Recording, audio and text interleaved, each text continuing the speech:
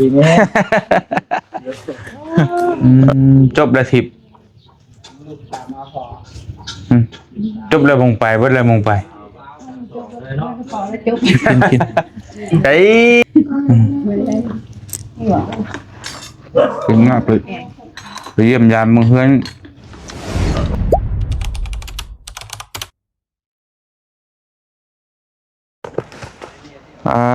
ตัวพี่น้องเลยมาเปิดภาพมาบันนี้กะพี่เด้อบาทนี่พี่น้องเลยคือเก่าเนาะสบายดีเด้อพี่น้องเด้อกับทักทายสบายดีพ่อแม่พี่น้องเบิดสุขุทุกคนเนาะวันนี้เฮากับพาทั้งบ่าวเสียงครอบครัวมาเยี่ยมเฮือนบ่าวอนงพี่น้องนี่เนาะมาเยี่ยมมายามมาเยี่ยมหันค่าเรานี่แหละสบายดีประธานไปทางไหนบ่นี่เมื่อว่าจะมาเจอกันอยู่นะ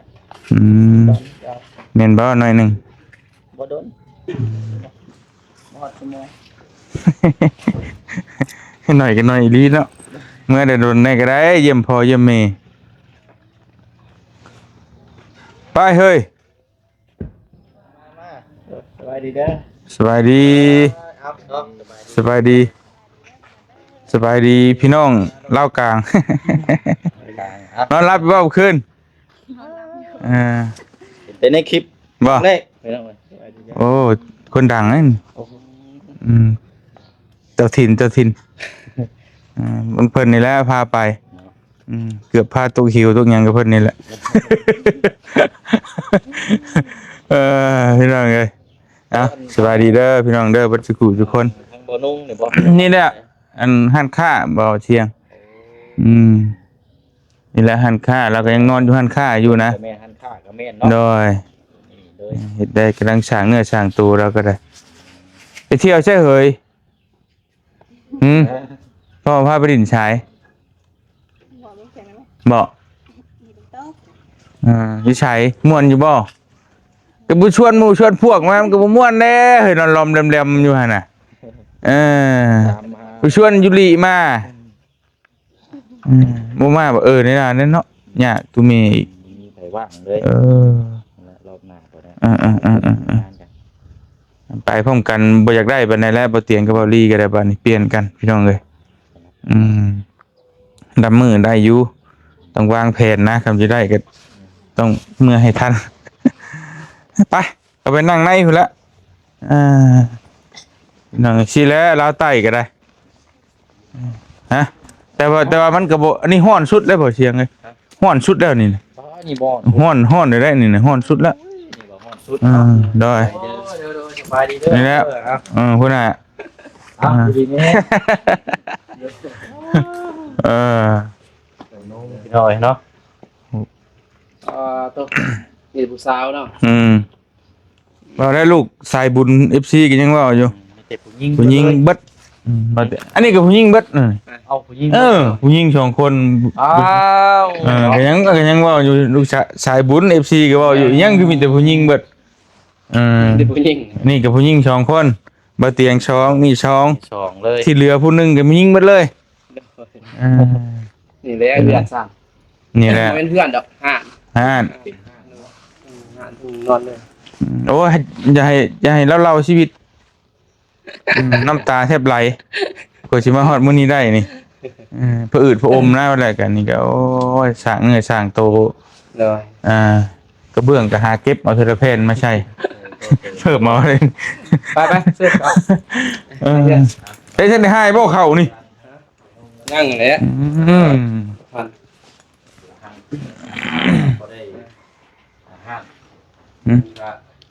มาพี่นั่งพี่ก็ได้พี่นั่งกลับมานั่งพี่ลูกนั่งในพี่มานั่งพี่ไปนั่งดูก็แล้วหากล้องมีอยู่ได้เอาบ่มาตั้งไว้ก็ได้มานั่งเห็นในมุมคลิปนี่ตัวนี้ประจำบ่ในช่องกันนี่เนาะโอ้เขาอยู่นี่เนาะนี่แหละ มาก็แล้วก็หากระสร้างเนื้อสร้างโตนะเฮ็ดจะได้เออมีแต่ว่าเรากำลังเฮ็ดเฮือนอยู่หลังนึงอยู่ในแม่กำลังเฮ็ดนั่นแหละอาจจะก่อตั้งขึ้นบางเฮ็ด YouTube นี่แล้วก็ได้ อันนี้ก็เป็นเพื่อนเราเองด้วยว่าบ่จริง แม่นห่านเฮือนอยู่ในแต่ห้องนอนเรานอนเลยนี่แหละคือเคยว่าเอาแหล้วแต่ให้เราอย่าให้เราประวัติเราห่วยบ่ง่ายเนาะยังโทรศัพท์เจ้าคักคือบ่เสียงเนาะมึงพี่น้องสายพิณบ่สายกีตาร์บ่ยุ่งๆยางๆเนี่ย ดีขาดแล้วครับ โอ้ มี5เส้นได้ใช้ได้ สื่อสดแห้งดีเนาะโพดโพโอ้ยสู่ชีวิตแห้งดีลูกเมียชื่อให้ใหม่กว่าพี่น้องเอ้ยพี่ต้นเด้ใส่คลิปก็ได้ งานหักแล้วเพื่อสิได้ภาพแต่ละมุมนี่ก็มีทีละอยู่กับตาจนลาย ว่าแต่เจ้าเราข่อยก็มีกัน2เซนนี่2เซนนี่ เอาว่ายังว่าโอ้ 2เซนพี่น้อง 2เส้นเนาะ ให้ก็ขึ้นเลยขึ้นมาได้ติดๆเลยนี่กี่เซนหนึงนี่เซนที่2แล้วนี่ อย่างน้อยนี่ก็หลายได้นี่คือมันมืดพุ่นละใช่ อย่าหาไปเปลี่ยนจอแล้วเขาก็ไปถามแล้วแต่ว่าจะได้จอแท้บ่มีต้องเข้าศูนย์เบิ่งดูเราเฮ็ดหยังหั่น กับเขานี่คือหอมแท้นี่บอกอ๋อเด้นี่ น้ำล้างมือเด็กซี่ได้บ่เสียงไอ้คู่มือเพิ่นคู่มือนะเฮ็ดข้าวชูกินนะคู่มือ เสร็จมือ Ừ. มึงได้เสร็จเด้อได้ละอ๋อดีพ่อเอาครัวน่ะเอายังสบายดีเนาะ เป็นได้หยังชูกิน เป็นนิดแล้ว จะเมื่อไหร่บ่จบแล้วทิพย์ ลูกสาวมาพอ จบแล้วมงไปเบิดแล้วมงไป เลยเนาะ พอแล้วจุ๊บ ใจรำมือเบิดไปแท้แล้วจุ๊บเลย เรื่องไง ทำไมกัน มัน โอ้โหที่ไปเลย มันบ่คืออันนั้นปานใดแต่ว่าเก็บเงินอีกก็จังไปพูดขึ้นไปทางวังบกวังเวียงเผื่อลายอยู่หม่องเที่ยวธรรมชาติก็พูดแล้วไปเบิ่งปลาของเต็งพาโมบิลไปโอ้คักชี้เลยไปชวนพ่อตัวเก็บเงินเบิ่งปลาใหญ่ยุงชีพยังโดดตกไปได้เลยเอ้ยเลย รถนี่วะในกระเป๋าลอยอ่ะ นั่นแหละบ่แล้วก็แม่นว่าไปเดี๋ยวนี้แล้วเก็บอีกเห็นบ่เดี๋ยวเข้าแนวน้ำพุ่นแล้วเก็บไปอีกโหใหม่เท่าเล็กเท่าน้อย ที่ตักไหนวะ พังเบิ่งแล้วว่าพังเบิ่งโอลี่เพิ่นถ้ามันขึ้นเสพโปนก็สิเมื่อพาทุเมไปพอกไตเปลี่ยนแล้วตอนนี้เพิ่นยังอยู่บ้านอยู่นะเมื่อกันนั่นแหละบ่โดนเนาะนี่ก็ให้เบิ่งครับ เพิ่นเสียหญ้าเสียตองสวนกาแฟแล้วก่อนหน่อยเบิ่งน้ำเพิ่นกัน เรียบร้อยแล้วเนาะ ได้เมื่อ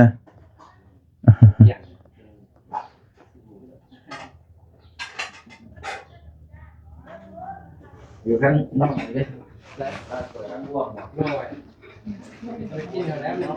เงินครัวปล่อยมาได้เพลง กำลังให้เดี๋ยวบิ๊กอยู่ เห็นปล่อยที่ชื่อก่อนแหละ น้องมิก เสียงสดไปก่อน อยู่เฝ้าใจเย็นกว่าก็บอกอยู่เอาเสียงชดปล่อยแต่เอฟซีเอาก้อยดีบ่เสียงแน่หันเพิ่นบ่จักเอาเสียงแท้รอดปล่อยที่ชื่ออาจารย์ ได้อยู่เซ็นอยู่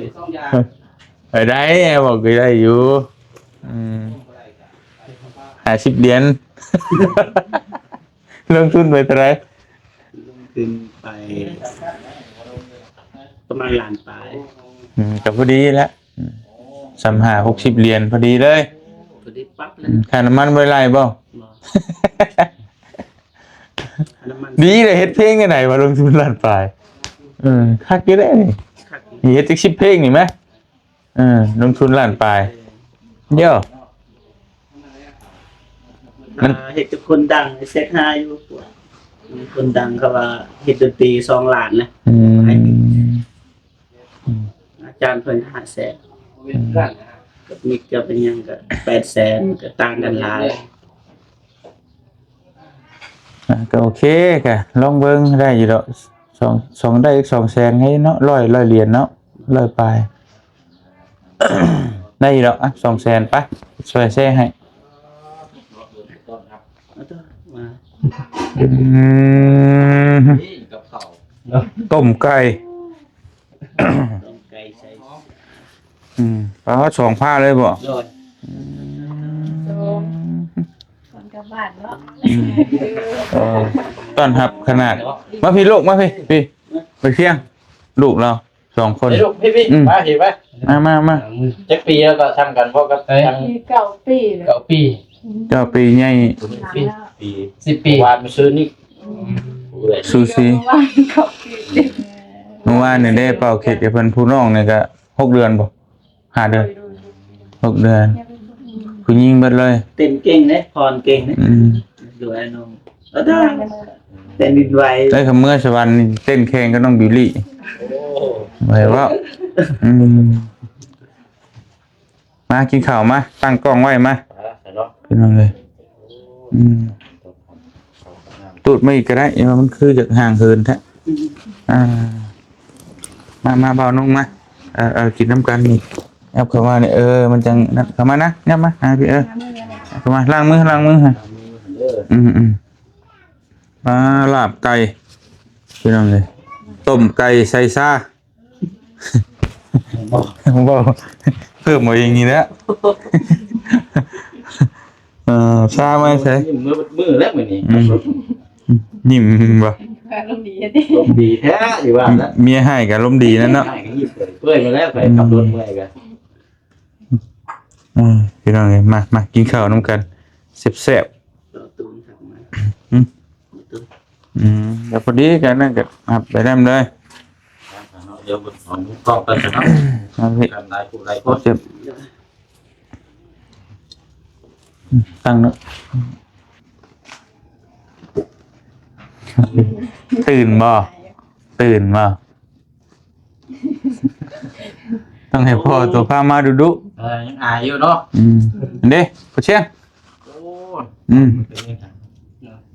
ขาตั้งต้องก่อน กระล่อนค่อนแก่นแท้นี่โอ้ยถ่ายตั้งกล้องอะไรลงทุนดีกว่า เอาต่อ จักเมย์โทรศัพท์กับเพิ่นก็จ้ากูให้กว่าสายติต้ามันเส้นอยู่ เป็นโทรศัพท์เพิ่งไปกันเป็นปิวอะไร โอ้น้อย ห้ามทันนะ มาหอดจุดนี้แล้วบ่ นี่แหละจุดถึงว่า คนนี้หาวิธี ถ้าเวลามันจะขึ้นไปเรื่อยๆเนาะ เห็นบ่ ลงว่า ว้าวคือ70,000นึงกะ70,000นะขายตั้งกล้องแล้วพี่น้อง 70 วันหรือว่าอะไรอ่ะใช่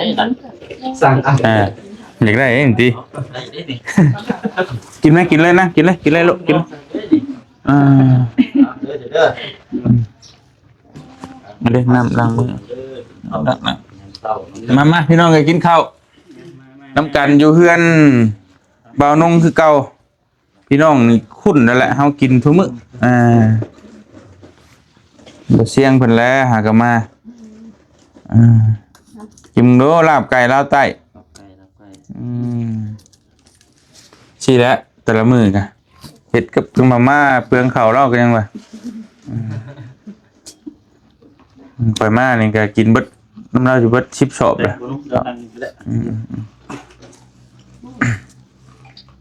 เนี่ย มานะยงสดนั่งนี่กัน เอาหักแต่เศร้าแหละเพลงเราหักสอบไปก่อน โอ้ยกิน จังหวะ กิน ไปเด้อพี่น้องเด้อกินข้าวน้องกัน ลุงตาโอกาสหายเลย มากินข้าวกันได้น้องตาเอ้ย หมูหัน โอ้ยเนาะไปสู่กินน้ำใดนี่กันเช้า แซ่บบ่ เอาลูกมา มันเล็กหน่อยเนาะบ่ค่อยกินข้าวดูเล่นกันบิวกับกินขนมหมักอ่ะ เผ็ดแน่ ขนมเนาะ กินเผ็ดแน่ น้ำต้มไหมครับบ่เพิ่น ต้ม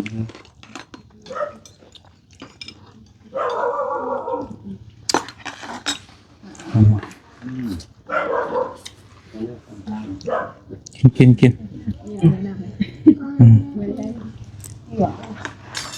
เป็นมากไปเยี่ยมยามเพื่อนเบิ่งสวนเพื่อนน้องเมฆกำลังเฮ็ดอยู่ ใกล้กันบ่กับสวนกาแฟ ให้กันนะฮะอยู่บ้านเดียวกัน ไม่ครับ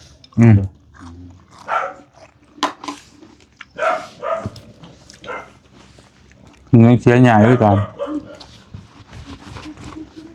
ทานเนาะ ไปเที่ยวนั่นบ่ส่วนบ่เตียงบ่ เราจะไปเบิ่งสวน เดียวพูดอะไรจังอันเด้อป่ะ โดย เบิ่งสวนแล้วก็ถีบชงมาเลย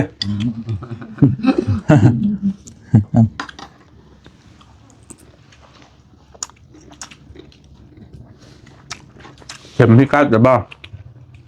พาเมียไปเบิ่งได้เถอะกระเพาะกระเพาะมองเข้าไปดิเจ้าไปห้องหัง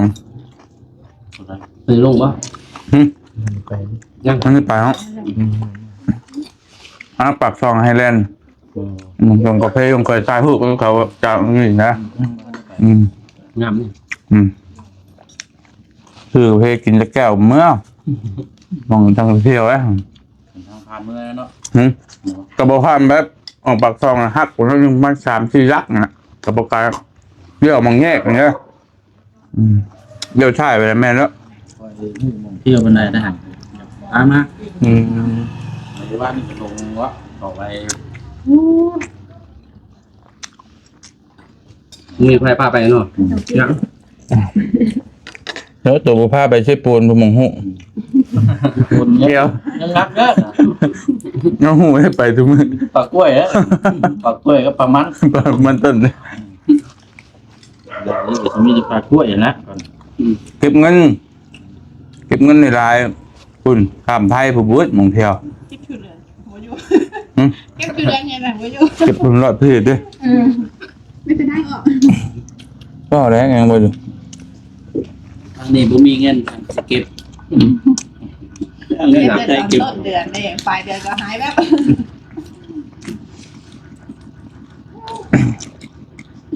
เก็บเดือนปลายเดือนสะเทือนใจว่ะ งั้นมันนี่ก่อนก็ให้น้องต้าโอนมาให้ก่อนแล้วนี่ตอนนี้หอยใจมันก็ขึ้นเดือนบ่ไหวละ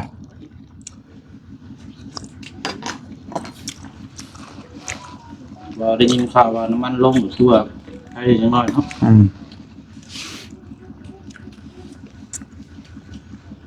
ว่ากำลังสิบ่ขึ้นอีกทางไป มีสแปดนะ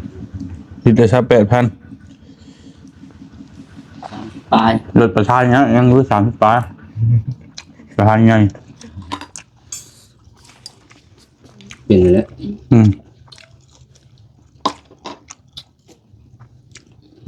กินเอช่างเลยเพิ่นมันเอช่าง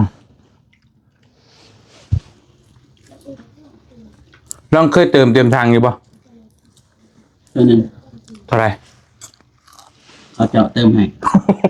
ตั้งแต่ออกจากห้างอยู่ทานแล้วเลย สูงสุด500,000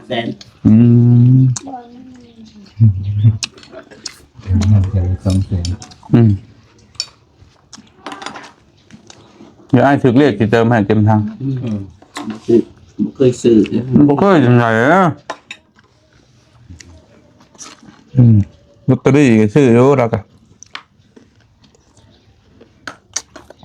บ้านก่อนนี่ก็ออกเลขรถบ่เตียงนะ4โต 7แปลก งาม เต็มเลย ชื่อเป็นเด็กไทยอยู่ มันไม่ไปทึก 78ชื่อเด็กไทยไม่ดัง เข้าแล้วจ้ะ ตอนซื้อบอก เขาบอก ตอนออกไปทึก ให้3โต๊ะเด็กไทยมาถามอะไรของเรา ตอนนั้นนำเลยอยู่ แบบเหมือนบริสุทธิ์ซะ โอ้แซ่บพี่น้องชีมือเบาลงพัฒนา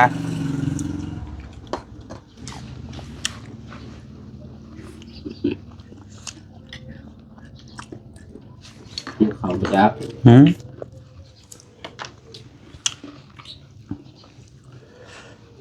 ตอนมาเล็กๆเรายังบดจักรสชาติแต่เขากินนะเราก็จะเห็ดอีกแบบนึงนะ จ้างเลย มันกลางเอาเนื้อเจ้าเอาไปกูดน้ำไม้ยังเคยเครื่องแค่ ทำไมต้องสื่อเนี่ยมันโดนต้มเลยอุดหนุนราคาต่าง อุ่นย่ายเนาะ ต้องจึงเปื่อยนะจึงจืดเดือนทำไมค้างขึ้นนะ ไม่สมเนาะ คือโดน ดอกเนาะ แบบค้างขึ้นนะทำไมค้างขึ้นกันมันโดนเนี่ยเขาคายแคมทางเดี๋ยวมาต้มแล้วก็มันลงซีมให้คมต้ม หมูข้างเขาจะหาดแดดต้องขายไปมือ ตากแดดเนาะ กระดาน เพราะถ้าข้างมันขายไปแล้วมันปอกอ่ะน้ำไม่ปอกอ่ะ เปิด กินอะไรกินอะไรเผ็ดบ่เผ็ดไปจากแล้วก็กินน้ ตัวนี้ประเภทอ่ะต้ม ผักแทน ำ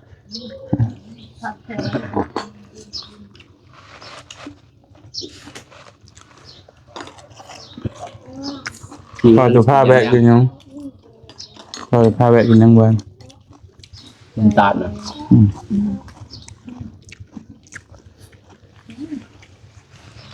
มีเงินทำไรสิไปทำยา เลยมันตื้อมันเป็นเพื่อนนะ มันมีเงินเลยจะไปทำยาแบบเดี๋ยวหัวมีเงินทำไรอย่างเจอไป ไปที่รถเจ้าเนี่ยครับ หืม มันมากิโลซานนะ ไปนี่สิไปแบบไรสิไปผู้เดียวด้วยสิครอบครัวไปบ่ เอาหัวเจ็บ คือมองครอบครัวไปน้ำยากบ่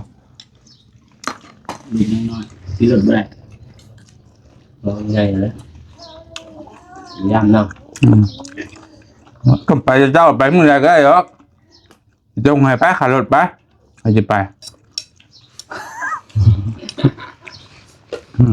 มาเก็บ กว่าเนี่ย ไปดูสวรรค์เนาะ อยากไปสวรรค์กินน้ำเฮาหมูกะ อ้าว สินอนเถอะ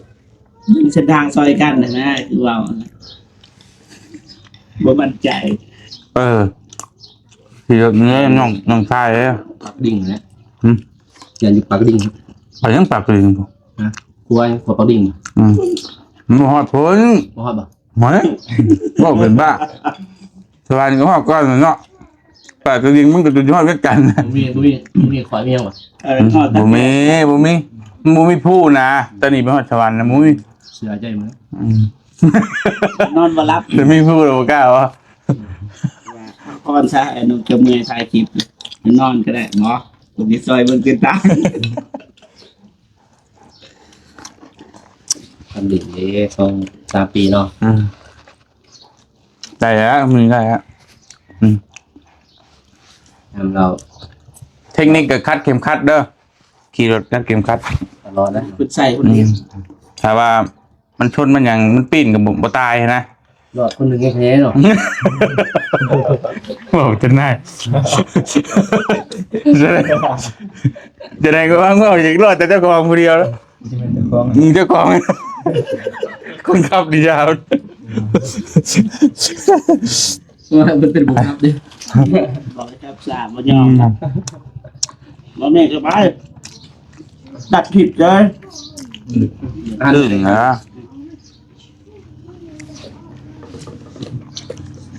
สิญาติ ไอ้กับบริญาตไหนบอกจำชื่อ เพราะมันแบบจ้านยังไง เป็นอะไรอันไปเลยหรือยัง เขายังโบนั่นดิ พวกกระเทือนนะคือ พวกกระเทือน การซะยางบ่ได้ อย่า ว่าบ่คือการ ทำเฮาภาพนี่ธรรมดาบ่แม่นว่า อืม เลยเขาอ่านว่าคือมี น้อง 60 70จ้ะ จริงเหรอนอนไปไม่ให้คักอ้ายพะเผาเนี่ย130 150นี่แหละ ยืนกันแล้วนี่ร้อยเขาซิงเด้ก็จะเขาซิงกับร้อยนะ บ่ ไอเตียนเขาซิงร้อยคือกันเด้ไอเตียนเขาซิงเด้อวันนี้เด้อ อย่าถึงพากระโปรงด้วยทางล่างนะ กูกระจังง่ายเฮียบ่ใส่เก็บมาเลยเห็นมาขับใบกับเฮาเข้าชิงแล้วคนอื่นบ่ขับใบบ่ ไปบ้านน้องดุนนะอย่างอีไลน์เลยทางเอา ทางได้บ่ทางกะ น้อย อืม เขาซิงเด้อ อืม เขาซิงคนตกซ้ำเลย ร้อยเลยบ่เจ็บ เกมกัดเลยอย่าตำตกยางพาราปลาอย่าง บ่เป็นหยังนะคื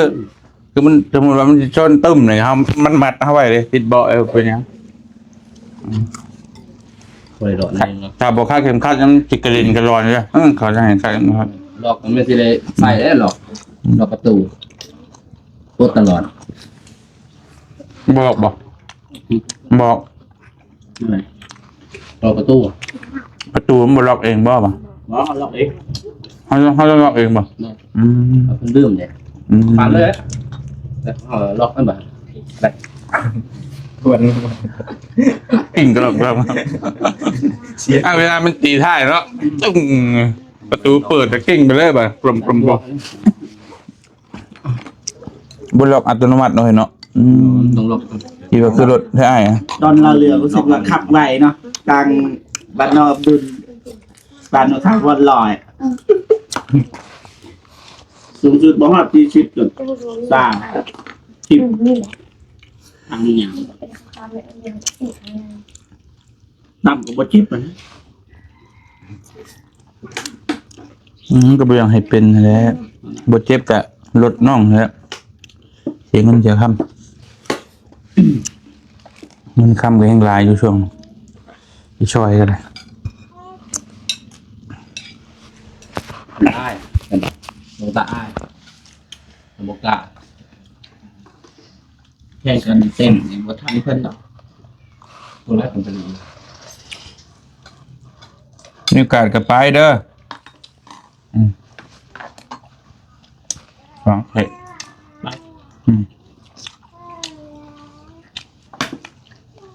พาพี่ชายไปดิน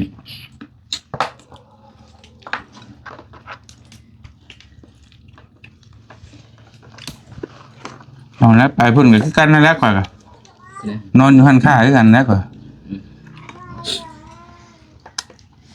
นั่งอะไร ก็นอนไปพี่ละนอนข้างแล้วข่อย นอน ว่าข่อยนะ เป็นไปนอนหอพักหออย่างนั้นอะไรนะกินให้ไปนอนอยู่ผมว่านอนกินแค่ตัวนี้นะตัวสีนอนก็โอ้แต่ทีนี้ไงทำมาซื้อเครื่องซื้อยา เฮ็ดให้มันแล้วซะดูนั่นแล้วซะหลังนั้น หลายปีเลยเอาก่อนนะเนาะสีนอน มันเพื่อนน้องเมฆก็ได้สิแล้วนะไม่ได้เอาสังกะสีมาตอกเปื้อหันเปื้อนี่ก็ห้ามโบกได้ที่เปื้อนอ่ะสังกะสีมากหนาว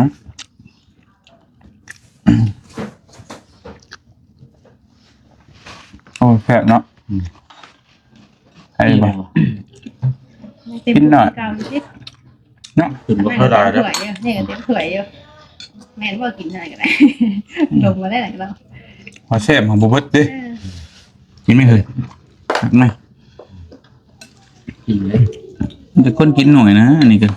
หวยค่ะกล่องกาเห็นว่า เปิดกล้องเยอะเลย ปิดกล่องด้วย ปิดกล้องมาเหลื่อมมากแล้ว มากล้องครับหน้ากล้องแตกต่างกันอยู่แล้วมุมเหนือ ปิดแน่